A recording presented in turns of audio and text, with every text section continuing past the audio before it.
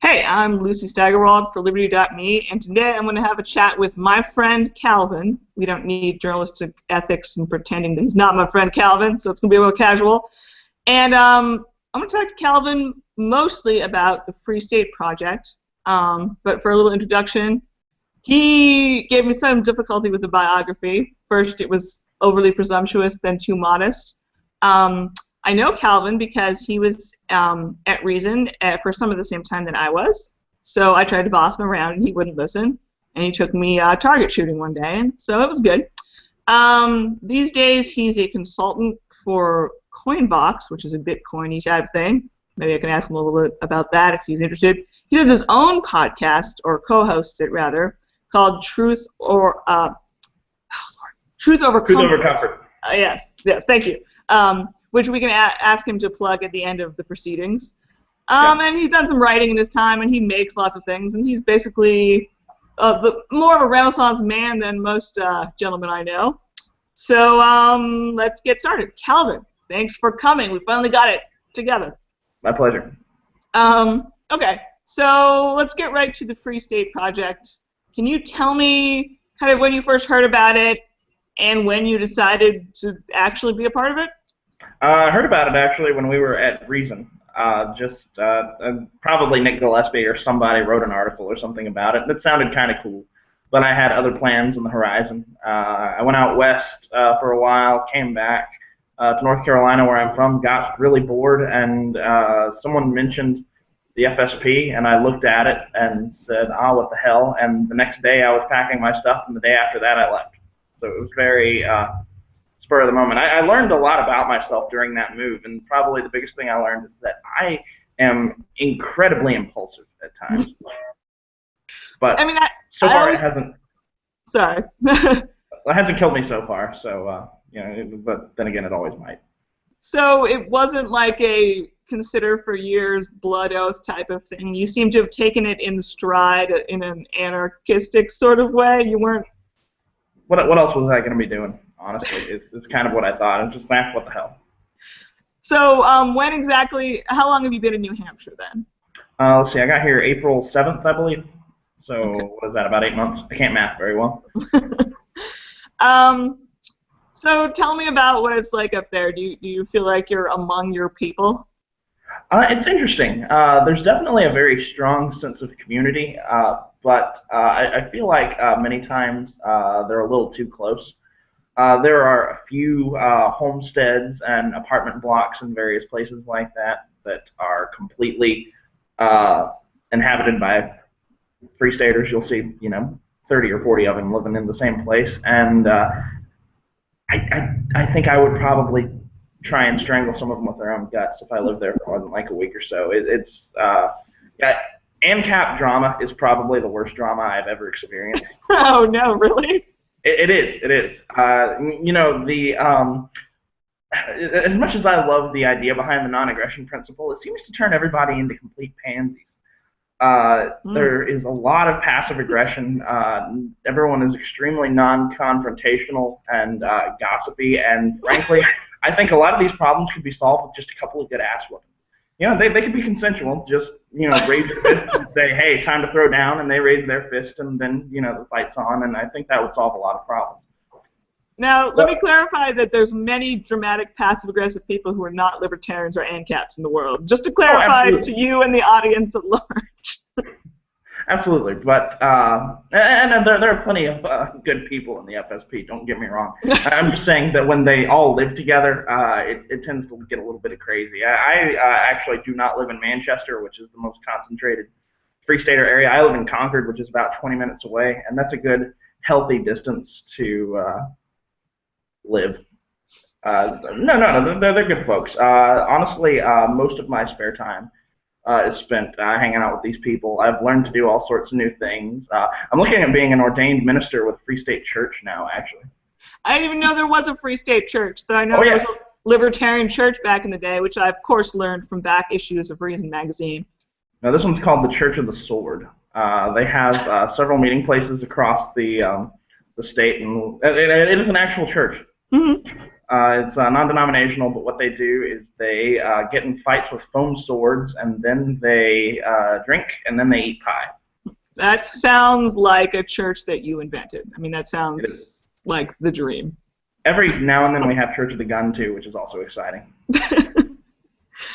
Well, can you tell me a little bit, like, more about, like, practically in the real world, I guess, whether you think that free state projects and obviously, like, seasteading and cities, I'm blanking, down in Central America. I know what you're saying. Yeah. The same general idea. Like, do you think that has a solid chance of, I don't know, not even winning, winning the day for libertarianism, like, countrywide, but even, like, does it have a good in the world, or is it just good for the participants to feel like they're not alone? I think it actually has had a good impact up here in New Hampshire. No, I should start off by saying that I don't think they have any chance in a place that is fairly authoritarian anyway. If the FSP started in Massachusetts, we wouldn't have a snowball's chance in hell, but fortunately, in spite of the fact that they touch each other, New Hampshire is a very different place. I'm trying to think of how to explain this. Actually, in a practical example, the election primaries were just about a month ago, and I helped out with several of the campaigns there for good money, actually. I mean, I was doing it entirely as mercenary work. But they had at one of the Free Stater clubs just a big projector with lists of all the candidates that made it through the primary who were Free Staters, and we got like 30 of them. That sounds better than libertarians usually do. That's for damn sure. It's true. We had a few folks who actually did better than the incumbents in their districts, which no one expected. But yeah, and even if only half or even a third of those people actually make it into office, still, the fact that we're actually infiltrating the political establishment up here is a step in the right direction that I think people in D.C.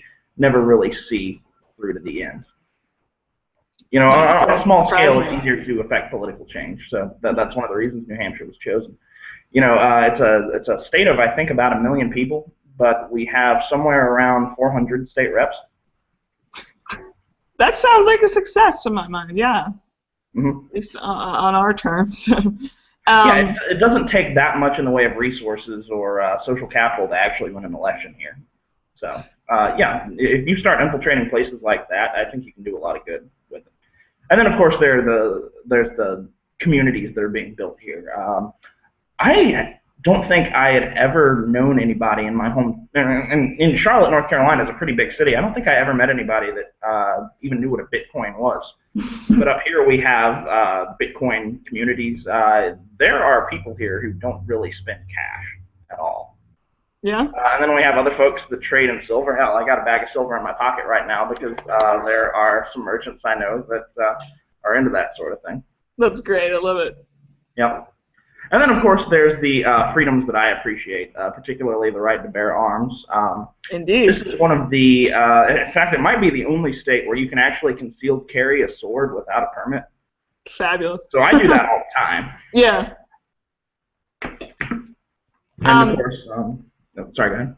Oh, I mean, I can let you go on, but I was going to say, like, what I hear about the Free State Project is mostly, preventing people from getting parking tickets and getting angry about Bearcat, Army vehicles and stuff, which are all good. But are there people out there who are more about the living free without actively trying to infiltrate? Piss everyone off? Yeah, like yes, the divide between like the Wendy McElroy / Henry David Thoreau, like, are you going to jail about the Mexican-American War, or are you picking the berries with the boys from the village and the state is nowhere to be seen? It kind of seems like, as with most libertarian things, that Free State to me always sounds like it's kind of both at the same time, if that makes sense. What I've noticed is that there are really two Free State schools of thought. There's the just living free people who I sympathize with a lot more, and then there are the fanatics who just feel like getting arrested, who mostly reside in the town of Keene. Keene is actually a very lovely place. If you've ever seen Jumanji, that's where that was filmed. So I never have. oh damn. Watch it. But nice little small town area, but yeah, it seems that all they want to do there is antagonize the police. They have all their dramas. They have a little hangout where everyone is constantly being banned. I know 5 or 6 people who have been banned within the last year. It's just pathetic. And they essentially make everybody look bad. But I've had this argument made to me, and I don't know if I entirely buy it or not, but it does have a certain amount of credence. One nice thing about the town of Keene and the Keeniacs, as they call them, is they take all the nut jobs and concentrate them there. If you're crazy and you join the FSP, chances are you end up in Keene, which means that the Free Staters elsewhere are actually able to go about their business and build a free society without the wackos constantly trying to side rail everything. Does that make sense? It does. I'm just worried I'm going to get you in trouble with the Free State. I don't know. Maybe that's spontaneous. Further examples of spontaneous order and such. No, probably the most antagonistic thing that I've done to the powers that be up here is they have several protests every couple of weeks where in Manchester, the main city where I hang out a lot, their police department essentially announces when they're going to have late night checkpoints. So we go out there with signs and stand in roads where you could still strategically turn away and basically have signs waving, turn back now, there's cops ahead and stuff like that. And I know people have gotten in trouble for holding signs to warn of speed traps. I'm not sure if you could, I assume you could potentially get in trouble for warning about a checkpoint. I don't know though, I've never. It hasn't happened so far, and we've been doing it for a while, at least as long as I've been here. Okay. Well, that's good. And people seem fairly appreciative of that. In fact, there have been a couple of times when I haven't been able to make it where I've been driving down a street and I see the signs like, oh, right. Man, that's good. The system works, as it were.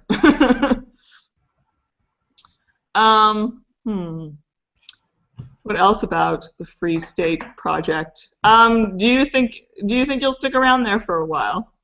I don't know, and it's not because I don't like it. It's just because this is the longest I've been in a place since college.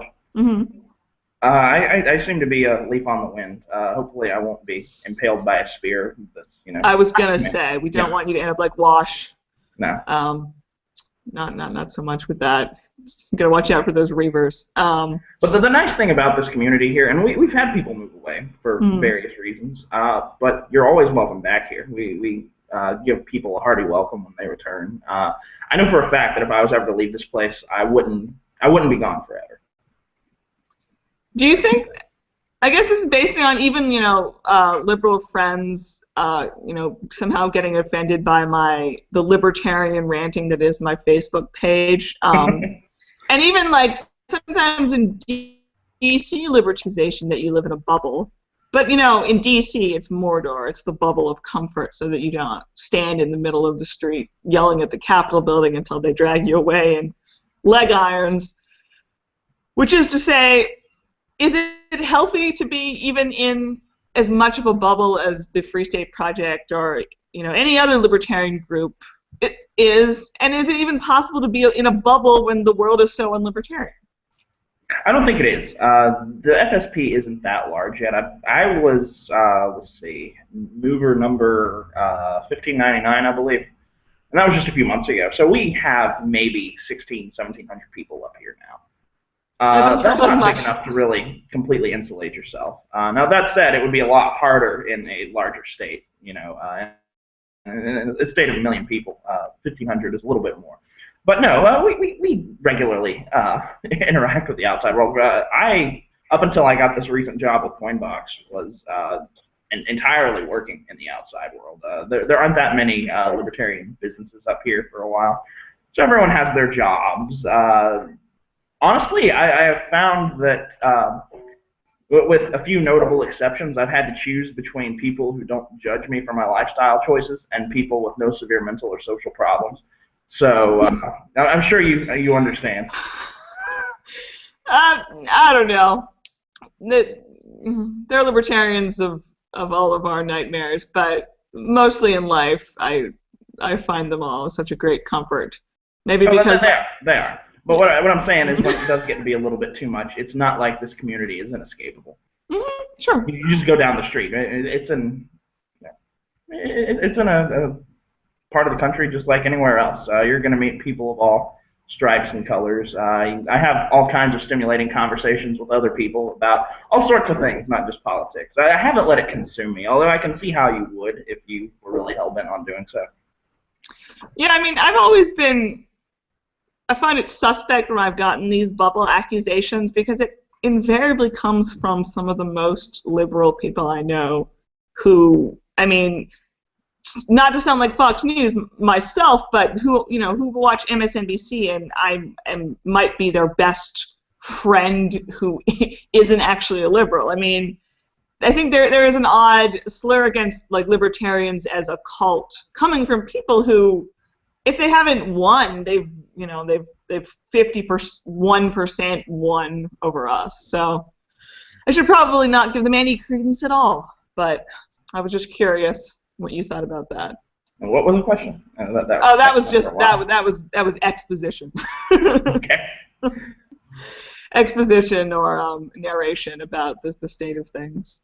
My problem is I always kind of wish the Free State Project had picked Wyoming, actually. Yeah. It's close to my beloved Montana.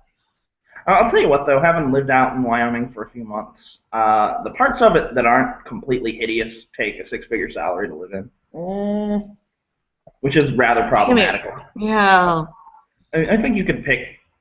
I don't know. Wyoming does have its merits. It is equally free here. There's the no income tax, which is nice. Mm-hmm. In fact, we have no sales tax here in addition to that. I don't remember Wyoming having that, although it's been a while. Things could have changed. I'm not sure if there's any other state that has no sales tax. It's not many. I seem to remember that being kind of exceptional on New Hampshire's part. I'll tell you what, it took a while to get used to it, because whenever you're buying stuff, just the gas station or whatever, I'm used to calculating, okay, this is about how much it's really going to cost. Mm-hmm. Sure. And then I just don't have to do it up here. It's crazy. The dream. I don't think people realize that it doesn't have to be that way.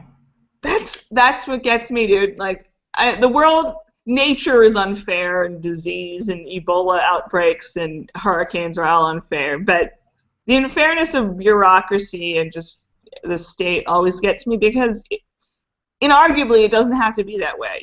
Like, I don't need to pay my taxes on April 15th. I am made to do so, and that. It's not a fact of nature, and that always bothers me more. Well, you're preaching to the guy who privatized the choir. I'm right there with you. Indeed. I want to ask you also about anarchism without adjectives, which is a thing that I heard about from other people, but I first heard about from you. Okay. What about? Explain it to the people. What does that mean to you? Essentially, I'm not an economist. I have no pretensions of economic expertise, and I don't think that economic preference is the main end game. Mm-hmm. I don't care if we live in a capitalist society, a mutualist, or even a free communist one. What's important to me is the absence of state. 500 years ago, capitalism was not a thing. The closest we had was mercantilism. And it was the best for creating a free society at the time, but that sort of thing does change after a while. And I see too many ANCAPs, and there are plenty of anarcho-communists that are the same way, who are more obsessed with their particular preference for an economic scheme than they are with the end goal of ending the state.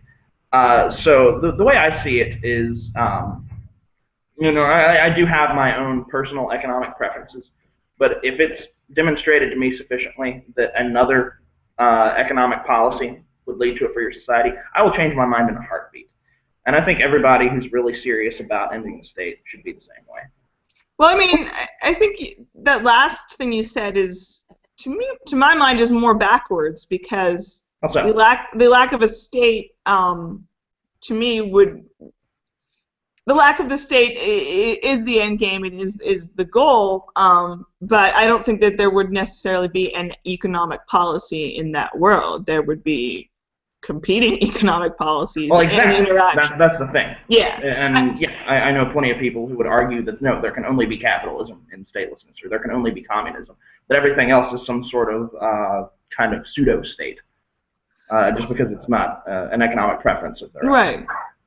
The lack of coercion how you would get to that the economic world that is a lack of economic coercion, let's say. I don't know how you would get there beyond a lack of coercion. I mean, Exactly. yeah, I don't think if you suddenly decided you could prove that communism, stateless communism, could somehow lead to this lack of coercion world. It wouldn't. It conflicts upon itself. It doesn't. The lack of coercion being the thing makes sense. Mm-hmm. Yeah. And yet, I feel like there might be people who would argue with you on this point because Absolutely. I know people. I know libertarians who say that it is the free market that can sort of non-ideologically spread freedom. And I think what does capitalism have to do with the free market would be my next question. They might grant you that, certainly, depending on what words they use. Well, that's the thing, is I can think of at least 3 definitions for capitalism just off the top of my head. There's the corroboration of state and business, cronyism, essentially, like we have today. Mm-hmm. There's the exploitation of those without money by those with capital, as we saw in the Industrial Revolution. And there's the free market model that most libertarians conflate with capitalism. But unfortunately, I feel like the word itself has way too much baggage. Does that make any sense? That's like the Sheldon Richman, etc. type. Yeah, there are plenty of people who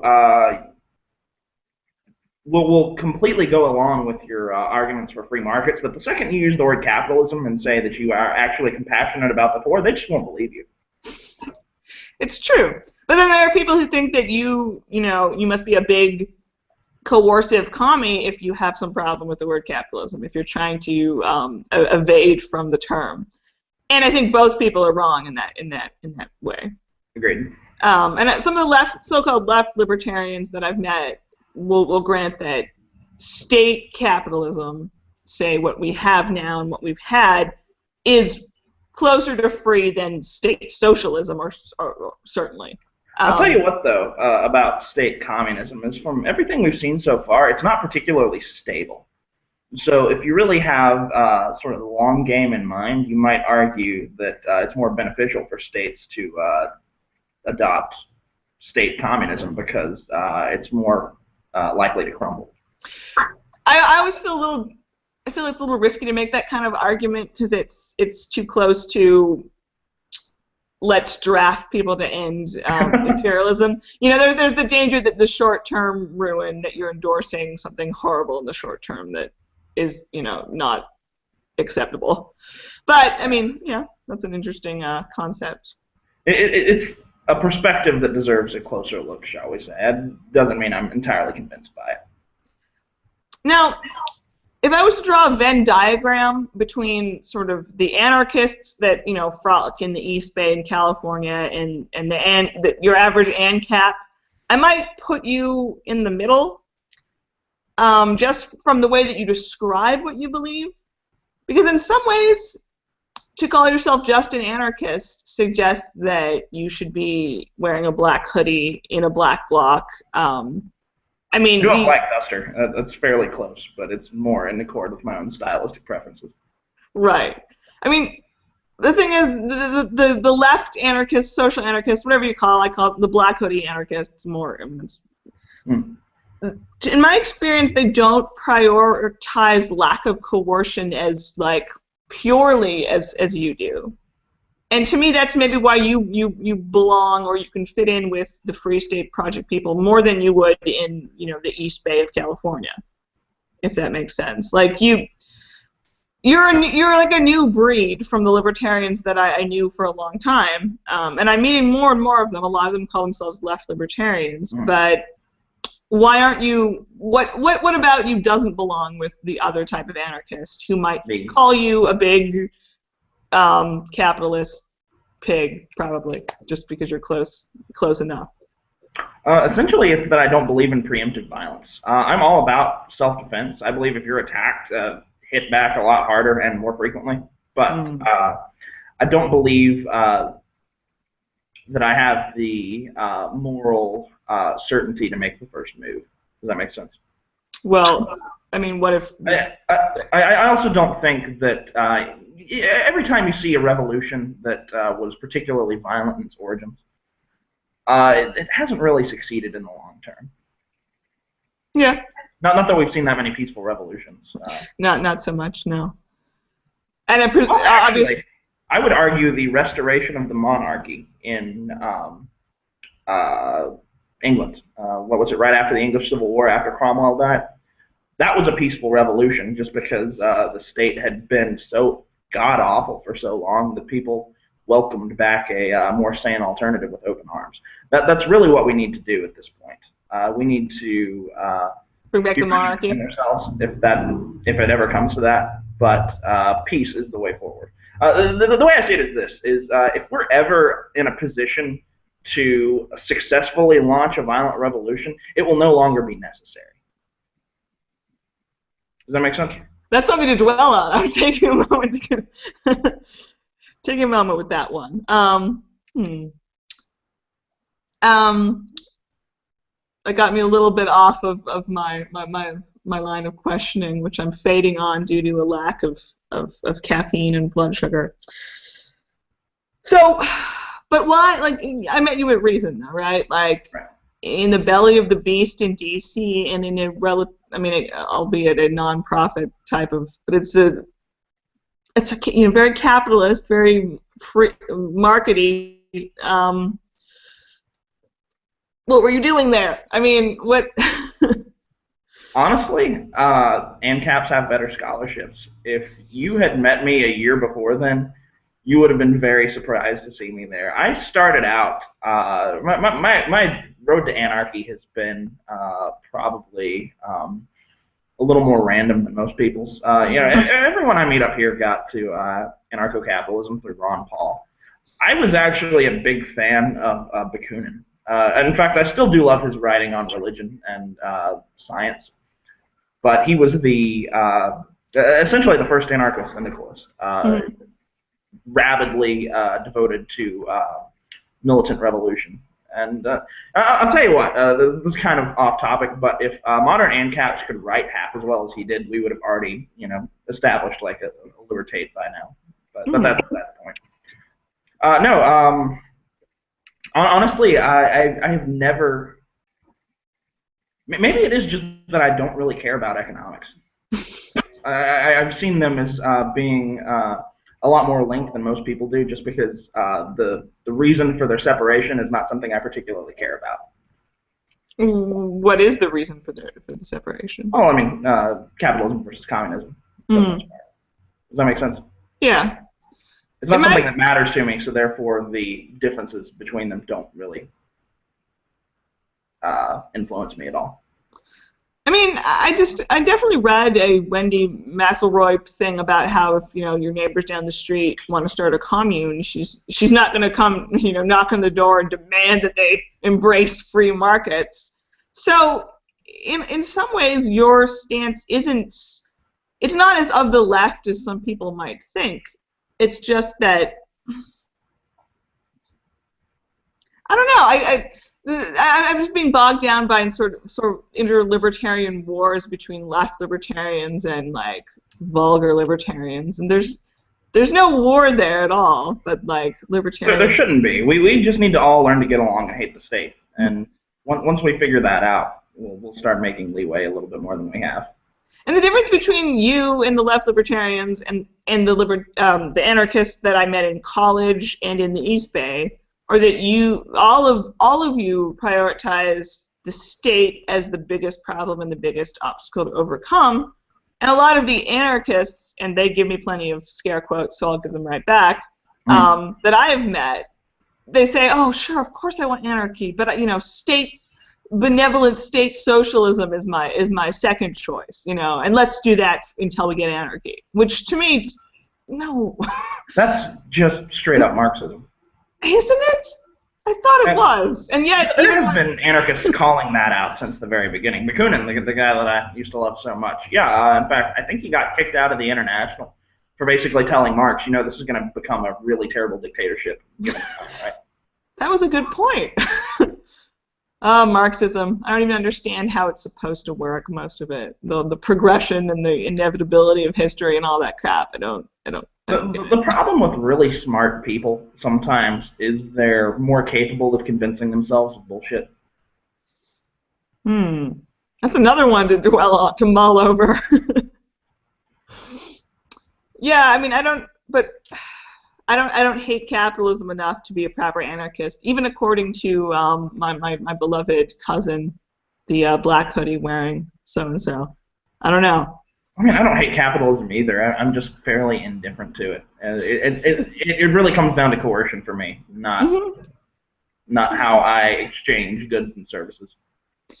I'll tell you what. Something I have realized up here in the FSP is that as much as everybody talks about capitalism, social capital really is the most important resource to have up here.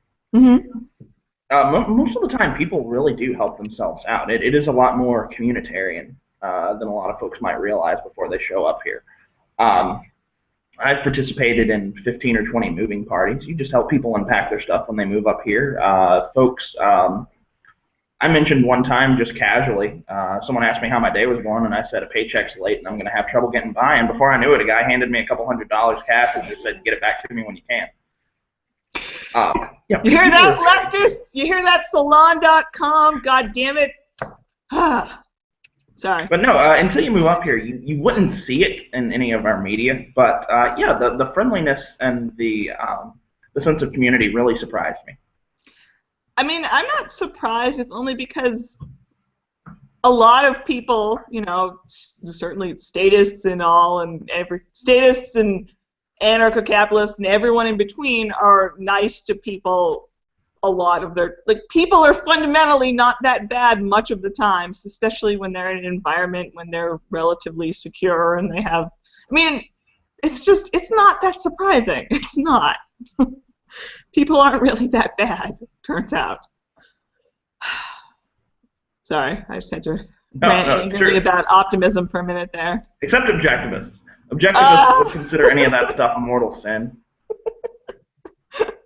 Oh, my confusion about objectivists is almost, I can't. Yeah, that does really bother me how much Ayn Rand is used as kind of the poster child, and then she was a child, the poster child of right libertarianism, and she doesn't represent that much of the community here. I know, like, maybe 3 of them.